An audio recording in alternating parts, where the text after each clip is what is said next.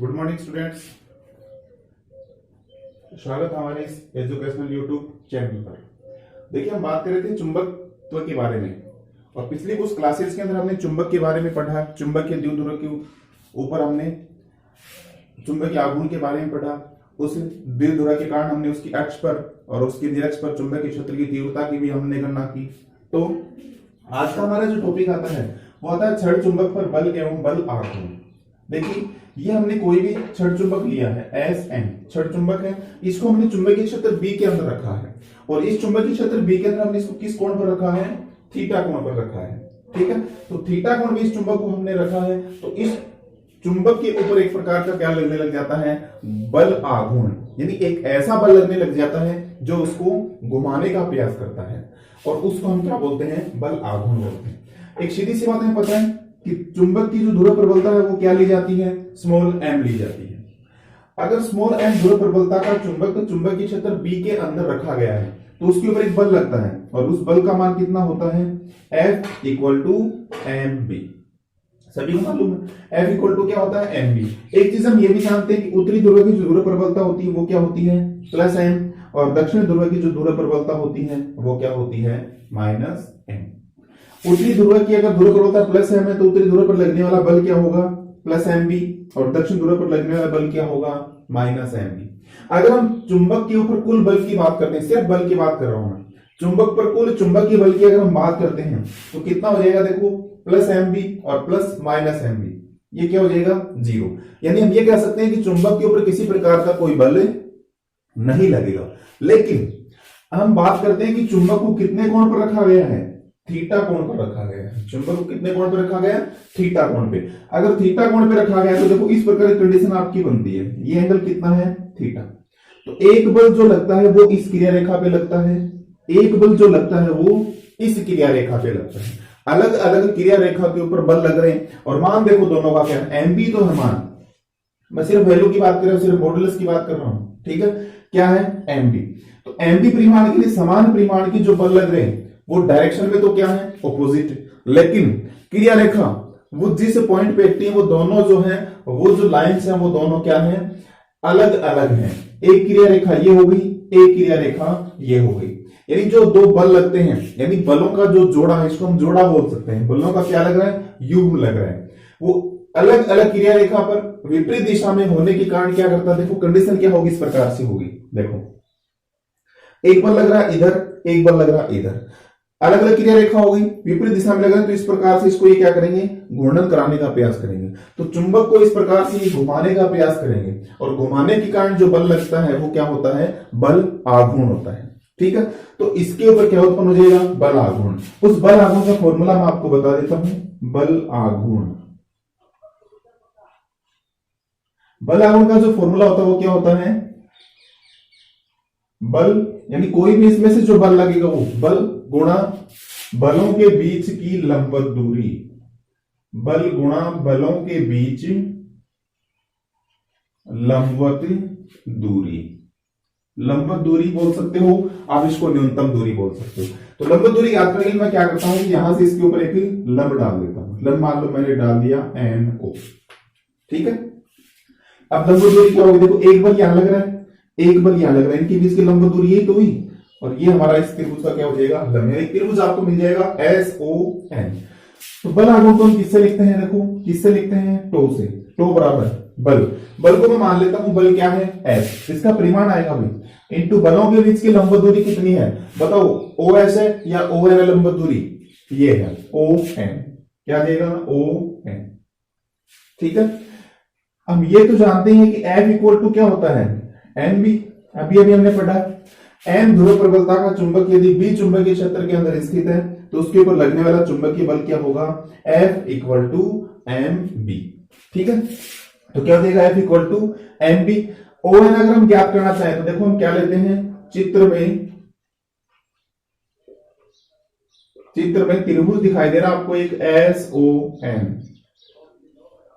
S O N जो है, S O N, इससे हम ओ एन की वैल्यू ज्ञात करें, यानी ओ एन आपके पास क्या है, लंब है। एक बात और बता देता हूं, चुंबकीय ध्रुव की जो लंबाई होती है या एस और एन के बीच की जो दूरी होती है वो क्या ली जाती है, 2l ली जाती है। जैसे विद्युत द्विध्रुव के अंदर हमने 2a लिया था, ऐसे ही चुंबकीय द्विध्रुव के अंदर ये क्या ली जाती है, 2l। पीछे अक्ष और निरक्ष पे हमने ज्ञात किया वो कब, वो 2l लंबाई ली गई है। ठीक है, तो इससे हम क्या निकाले, देखो आपको लंब की वैल्यू चाहिए, लंब किस में आएगा, साइन में आएगा, क्योंकि कर्ण की वैल्यू आपके पास है। तो साइन थीटा इक्वल टू लंब, लंब क्या है ओ एन, कर्ण क्या है एन एस। ठीक है, यहां से अगर आप ओ एन की वैल्यू फाइंड करना चाहो तो ओ एन इक्वल टू क्या हो जाएगा, N S sine theta. N S की वैल्यू है 2l और साथ में क्या है साइन थीटा। ये जो ओ एन की वैल्यू आपको मिली, इस ओ एन की वैल्यू को हम यहां पुट कर देते हैं। यहां पुट करेंगे तो क्या आएगा, एक बार ओ एन लिख देता हूं, तो टो इक्वल टू क्या आ जाएगा,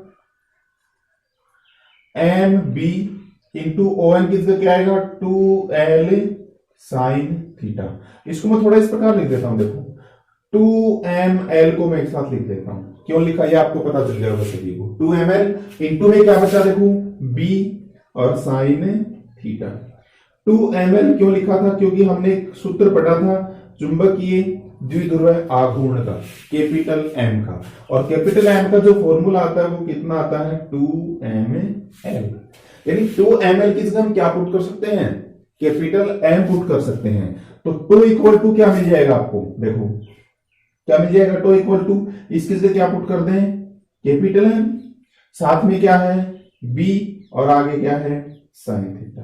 यानी टो इक्वल टू आपको क्या मिला, M B sine theta. M क्या है, छड़ चुंबक का चुंबकीय द्विध्रुव आघूर्ण, बी है चुंबकीय क्षेत्र जिसमें चुंबक को रखा गया है, थीटा कोण पे रखा गया था और उस कोण की क्या आ गई, ज्या। अगर इसको आप सदिश रूप में, क्योंकि जो भी राशि सदिश होती है उसको सदिश रूप में आप हमेशा ही प्रदर्शित किया करो। जो भी सदिश राशि है उसको आप सदिश रूप में लिखा करो हमेशा। सदिश रूप में क्या मिलेगा आपको, टो सदिश इक्वल टू, देखो साइन थीटा है, थीटा किस किस के बीच का कोण है, इस चुंबक और चुंबकीय क्षेत्र के, चुंबक का जो कोण है वो चुंबकीय द्विध्रुव की दिशा में तो होगा, आघूर्ण की दिशा में तो होगा। ठीक है, तो क्या देगा, इन दोनों के बीच में अगर साइन थीटा हटेगा तो क्रॉस लग जाएगा, एम सदिश क्रॉस बी सदिश। क्योंकि सदिश राशि जो आपको मिलती है वो कौन से गुणनफल से मिलती है, सदिश गुणनफल से मिलती है। या आप ये कह सकते हो कि अगर साइन थीटा आता है तो साइन थीटा है वो कौन से गुणनफल को व्यक्त करता है, सदिश गुणनफल को व्यक्त करता है। और सदिश गुणनफल को हम दो सदिशों के बीच क्रॉस का चिन्ह लगाकर शो करते हैं। ठीक है, तो इसका कौन सा रूप आ जाएगा, सदिश रूप आ जाएगा। ठीक है, तो ये हमारा क्या था, पहला टॉपिक बल और बल आघूर्ण का। अगर किसी विद्यार्थी की अब भी समस्या तो फटाफट कमेंट कीजिए, मैं आपकी कमेंट्स उनके रिप्लाई दे रहा हूं। अगर किसी प्रकार की कोई दिक्कत है तो कमेंट कीजिए फटाफट, उसके बाद हम अगला टॉपिक स्टार्ट करते हैं। चलिए, वेरी नाइस, सभी को गुड मॉर्निंग।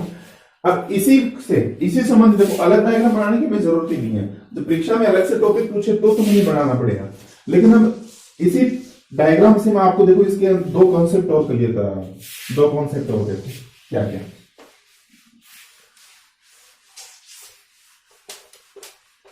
देखो अगला जो कॉन्सेप्ट हम करेंगे वो करेंगे इसके कार्य का, कि छड़ चुंबक को घुमाने में कितना कार्य करना पड़ेगा। कार्य देखो, छड़ चुंबक को घुमाएंगे तो बल नहीं लगता, क्या लगता है, बल आघूर्ण लगता है, सीधी सी बात है।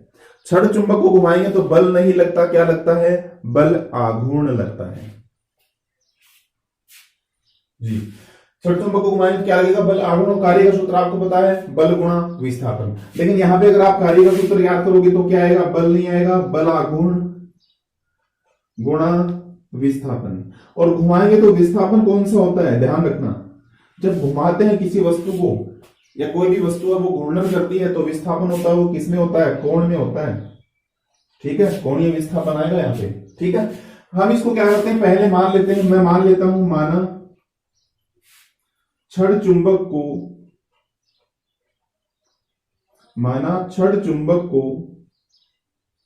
θ1 से θ2 अल्प विस्थापित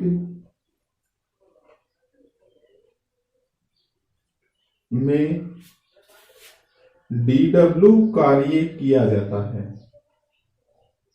अल्प विस्थापित करोगे तो कार्य भी क्या होगा, अल्प होगा। तो कार्य का फॉर्मूला हमने क्या पढ़ा था, बल आघूर्ण गुणा विस्थापन। जब अल्प कार्य की हम बात करेंगे यानी डी डब्ल्यू इक्वल टू बल आघूर्ण, अभी हमने पढ़ा था क्या आएगा, तो इनटू विस्थापन। विस्थापन किसमें होगा, कोण में होगा। मैंने क्या मान लिया कि इसको θ1 से हम θ2 कोण पे घुमा रहे हैं। कहां से कहां घुमा रहे हैं, जैसे ये कोण क्या था θ1 और इसको आप यहां लेके आ रहे हो, और ये कोण क्या हो गया θ2। तो इसको हम θ1 से θ2 यानी हम मान लो d थीटा इसको क्या कर रहे हैं, विस्थापित कर रहे हैं। तो डी डब्ल्यू इक्वल टू क्या हो गया, टो इंटू डी थीटा।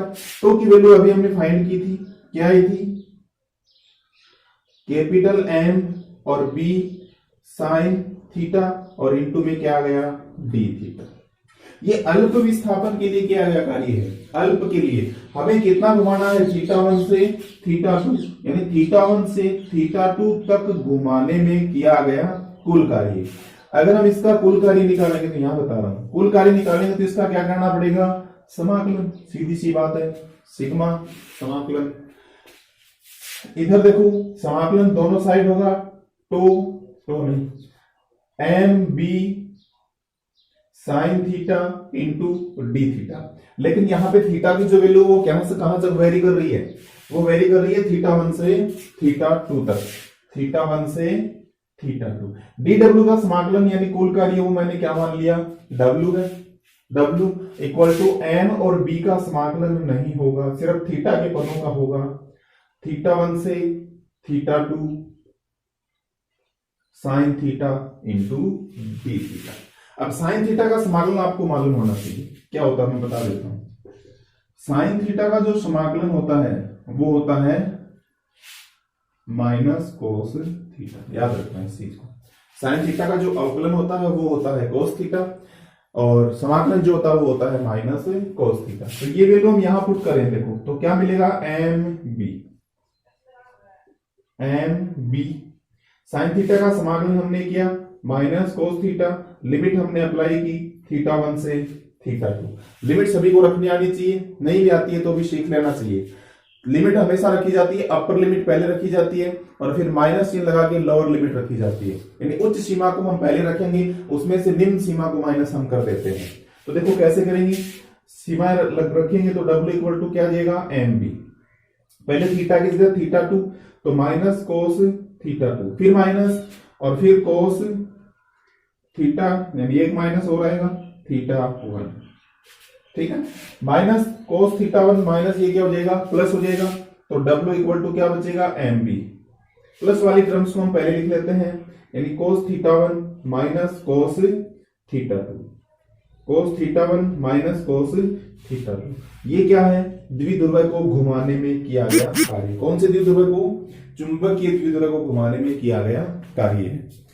ये अगर चुंबकीय द्विध्रुव को घुमाने में किया गया कार्य है तो इसकी हम अलग अलग स्थितियां हैं वो ज्ञात कर लेते हैं। कैसी स्थितियां ज्ञात कर लेते हैं, हो सकता है चुंबकीय क्षेत्र के समांतर हो, उसको 90 पे घुमाए, यानी कंडीशन अलग अलग हो सकती है। पहली कंडीशन क्या हो सकती है, कंडीशन फर्स्ट जो है, कंडीशन फर्स्ट वो ये हो सकती है कि θ1 की वैल्यू क्या हो 0 और θ2 की वैल्यू क्या हो 90। करके देखना आप खुद इसको, θ1 की जब 0 पुट करेंगे, cos 0 की वैल्यू 1, cos 90 की वैल्यू 0, क्या आएगा, M B. W equal to क्या आएगा, एम बी आएगा। करके देख सकते हो सोल्व इसको, इतना ज्यादा वो नहीं है। दूसरी कंडीशन इसमें क्या हो सकती है, यानी कंडीशन अगर हम सेकंड की बात करें तो कंडीशन सेकंड ये हो सकती है कि θ1 की वैल्यू तो क्या हो 0 और θ2 की वैल्यू क्या हो 180, यानी चुंबकीय क्षेत्र के अनुदिश छड़ चुंबक स्थित है और उसको घुमा के चुंबकीय क्षेत्र के विपरीत दिशा में करना है, यानी 180 डिग्री आपको घुमाना है। तो सीधा सा है cos θ1 की वैल्यू 0, cos 180 की वैल्यू -1 होगी, प्लस हो जाएगी 2 एमबी आ जाएगा, ठीक है। तो इस प्रकार से हम W की वैल्यू है वो फाइंड कर सकते हैं। ये तो हमने सिर्फ W की बात की है। ऐसे ही हम क्या करते हैं, ऊर्जा की बात करते हैं। तो ऊर्जा की अगर हम बात करते हैं तो छड़ चुंबक को अगर आप घुमाओगे किसी भी कोण से किसी भी कोण पर घुमाओगे तो वो आपको क्या मिलेगा, कार्य। लेकिन हम बात किसकी करते हैं, स्थितिज ऊर्जा की बात करते हैं।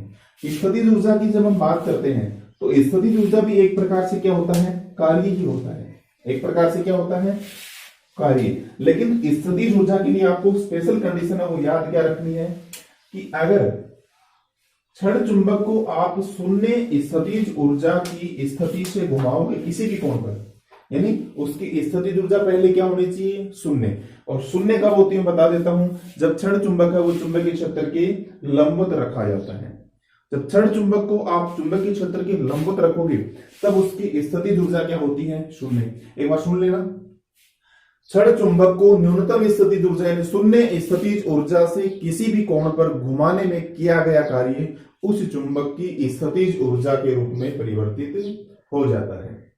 यानी किसी क्षण चुंबक को अगर आप 90 डिग्री से यानी लंबवत स्थिति से किसी भी कोण पर घुमाओगे तो वहां पे आपको जो ऊर्जा मिलेगी, जो कार्य आप करोगे वो कार्य किसके रूप में मिलेगी, उस चुंबक की स्थितिज ऊर्जा के रूप में। यानी हम ये लिख सकते हैं कि जो कार्य हम करेंगे, कार्य वही सूत्र हो जाएगा, बल आघूर्ण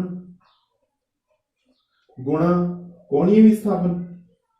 ये विस्थापन किसमें होगा, कोण में। अगर हम अल्प विस्थापन की बात करें तो क्या आ जाएगा, dw equal to tau into D theta.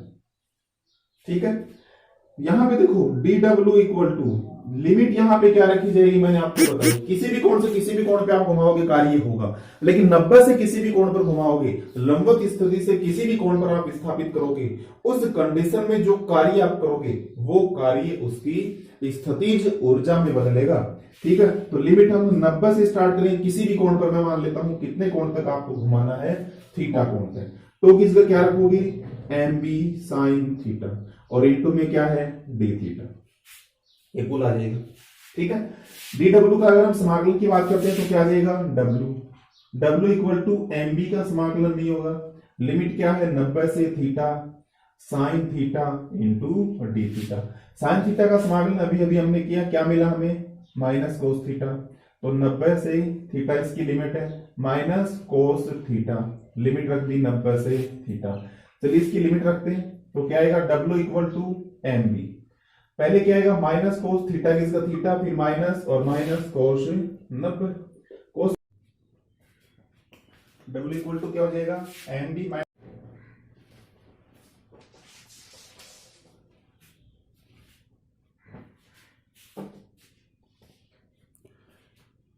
Cos 90 equal to 0, W equal to ये मिल गया। कंडीशन हम अलग अलग फाइंड कर लेते हैं, क्योंकि डब्ल्यू है वो यू हो जाएगा, थीटा के value 0 equal to minus M B, theta के वैल्यू 180 यू इक्वल टू एम बी। अब देखिए आपको मैं एक बहुत इंपॉर्टेंट जानकारी वो देने वाला हूं, वो जानकारी क्या हो देखिएगा। देखिए हमने एक मोबाइल ऐप लॉन्च किया है, मोबाइल एप्लीकेशन, और उस मोबाइल एप्लीकेशन का जो आप प्ले स्टोर उसमें से आप उसको डाउनलोड कर सकते हो, फिजिक्स स्मार्ट क्लासेस, इस नाम से वो मोबाइल एप्लीकेशन अवेलेबल है गूगल प्ले स्टोर के अंदर। इस मोबाइल ऐप के अंदर आपको जो भी टॉपिक हम पढ़ते हैं इसका वीडियोस मिलेगा, इसकी पीडीएफ मिलेगी, और सबसे इंपॉर्टेंट थिंग जो है वो ये है कि इसके अंदर आपको डेली एक क्विज मिलेगी, एक प्रैक्टिस सेट आपको मिलेगा। जो भी टॉपिक है, जो एक्सप्लेनेशन आपको इस टॉपिक का किया जाता है उसके लिए आपको एक क्विज मिलेगी, एक प्रैक्टिस सेट मिलेगा। उस प्रैक्टिस सेट को सोल्व करके आप क्या कर सकते हो, अपने अध्ययन को जान सकते हो, अपनी तैयारी को रख सकते हो।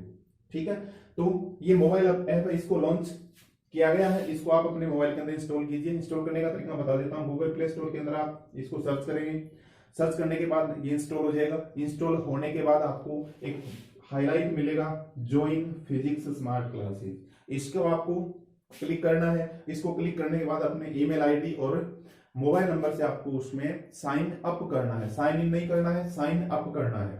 ठीक है, साइन अप करने के बाद पूरा का पूरा आपको उसका इनोवेशन है वो दिखाई देगा पूरे के पूरे मोबाइल ऐप को, उसको आप यूज कर सकते हो। ठीक है, हम लगातार इसके अंदर नए नए फीचर्स हम वो डालने की कोशिश कर रहे हैं, पर और वो जो फीचर्स जो ही हम नए फीचर डालते हैं उसका अपडेट आपको मिल जाता है। ठीक है, तो आप लगातार अपने मोबाइल ऐप को अपडेट रखिए, अपडेट करते रहिए इसको। दूसरी बात मैं इसमें बता देता हूं कि इसके अंदर हम कुछ कोर्सेज लेके आने वाले हैं, 11th 12th क्लास से भी संबंधित कुछ कोर्सेज होंगे, वो कुछ कोर्सेज फ्री होंगे और कुछ कोर्सेज हैं वो पेड होंगे, उसके लिए आपको कुछ चार्ज देना पड़ेगा। तो चार्ज इतना ज्यादा नहीं होगा, आपसे बातचीत करने के बाद एक दिन मैं लाइव क्लास के अंदर आऊंगा और आपसे बातचीत करूंगा, आपसे ही उसका कितना पेड उसको रखा जाए, कितना पेमेंट उसका हम आपसे लें कि प्रत्येक विद्यार्थी के लिए वो क्या हो जाए, अफोर्डेबल हो जाए। देखो फ्री तो कुछ संभव नहीं है, ऐप है, मोबाइल ऐप है, ये लगातार इसके अंदर हम परचेज कर रहे हैं, हर प्रत्येक फीचर को हम भी परचेज कर रहे हैं और वो आप तक हम पहुंचा रहे हैं। तो उसके अंदर जो भी पेड कोर्सेज होंगे उनका कितना रखा, इतना ज्यादा भी नहीं होगा, बिल्कुल आपसे सहमति के ऊपर ही इसका जो है वो शुल्क है, इसकी जो फीस है वो रखी जाएगी। ठीक है, तो धन्यवाद। अपने घर पे रहिए, स्वस्थ रहिए, छोटे और बड़े बुजुर्गों का ध्यान रखिए, उनको घर से बाहर मत निकलने दीजिए, बार बार अपने हाथों को सैनिटाइजर से धोते रहिए और इस कोरोना के अंदर अपने अध्ययन को नया आयाम दीजिए। धन्यवाद। राधे राधे।